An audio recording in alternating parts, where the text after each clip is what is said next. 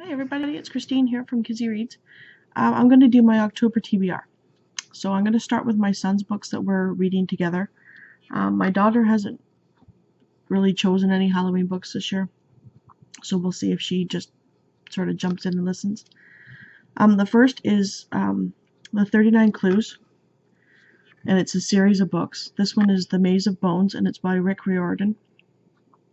And it's about two siblings, like a brother and a sister, whose grandmother dies and leaves all the branches of the family clues to this main treasure. They can take the clues or they can just walk away with some money. So these kids join the group, or the hunt for the treasure. And, sorry. And this book is following through to find the second clue. Then we're going to maybe go on to the second one.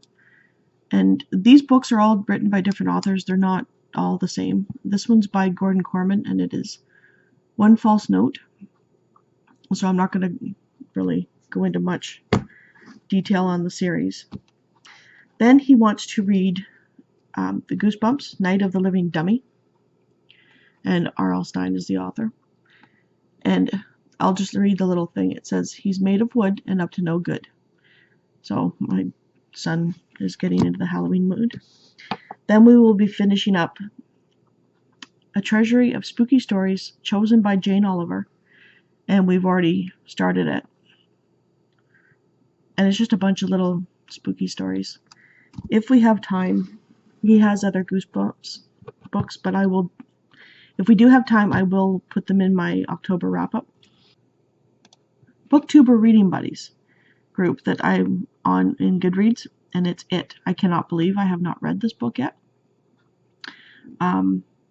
Because I'm a big Stephen King fan. With the small little writing that's in it, it'll probably take me about a week to read.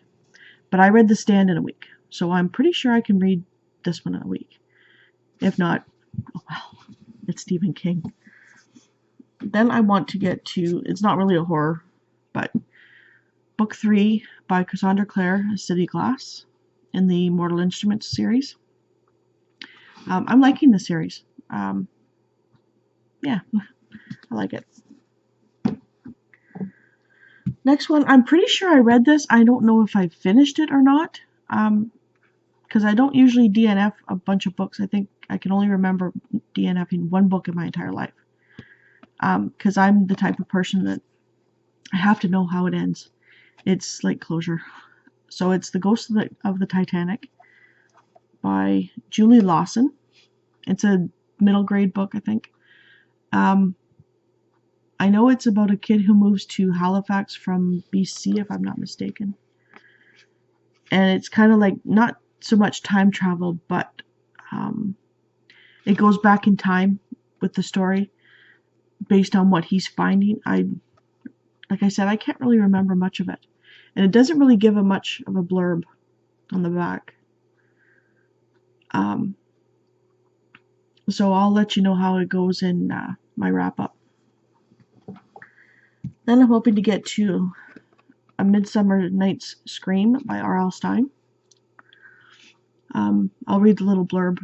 It was a horror movie that turned into real horror. 3 young actors lost their lives while the cameras rolled.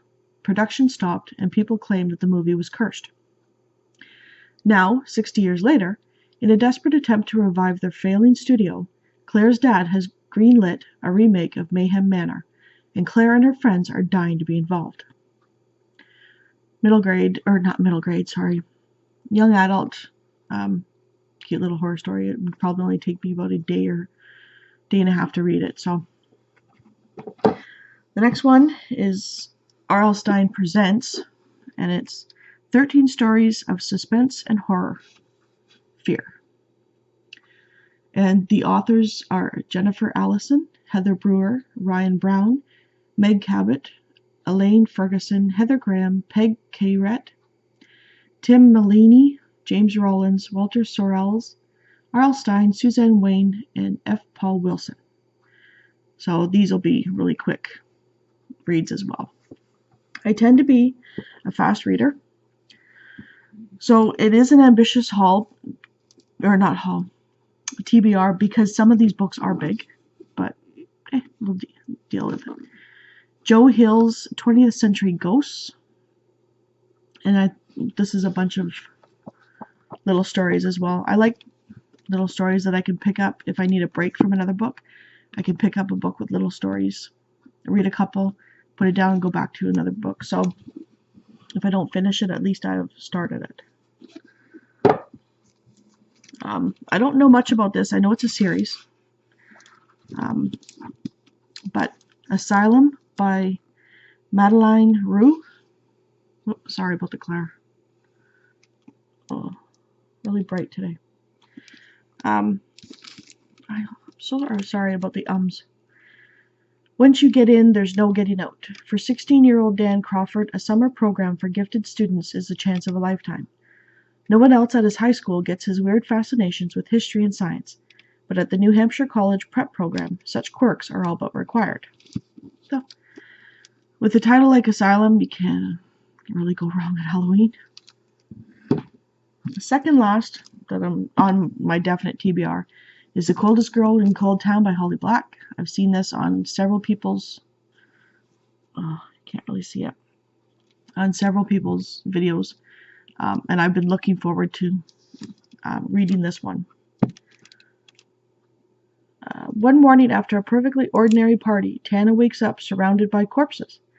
The only other survivors of this massacre are her exasperatingly endearing ex-boyfriend, infected and on the edge, and a mysterious boy burdened with a terrible secret. Shaken and determined, Tana enters a race against the clock to save the three of them the only way she knows how, by going straight to the wicked, opulent heart of Cold Town itself. Sounds good. And, of course, I was so happy that the library had it, and it was Nosferatu by Joe Hill. And I'm not going to read the whole blurb, because these are long blurbs. But Victoria McQueen has an uncanny knack for finding things. A misplaced bracelet, a missing photograph, answers to unanswerable questions. When she rides her bicycle over the rickety old covered bridge in the woods near her house, she always emerges in the places she needs to be. Vic doesn't tell anyone about her unusual ability, because she knows no one will believe her. She has trouble understanding it herself. And I know it goes on about a man who rides around in his Rolls Royce and takes people to Christmasland. So that should be interesting. I have other books that I would like to get to if I have a chance, but I think this video has gone on long enough. Yeah. So if I read any more, then it'll be in my wrap-up. So I hope everybody has an awesome day.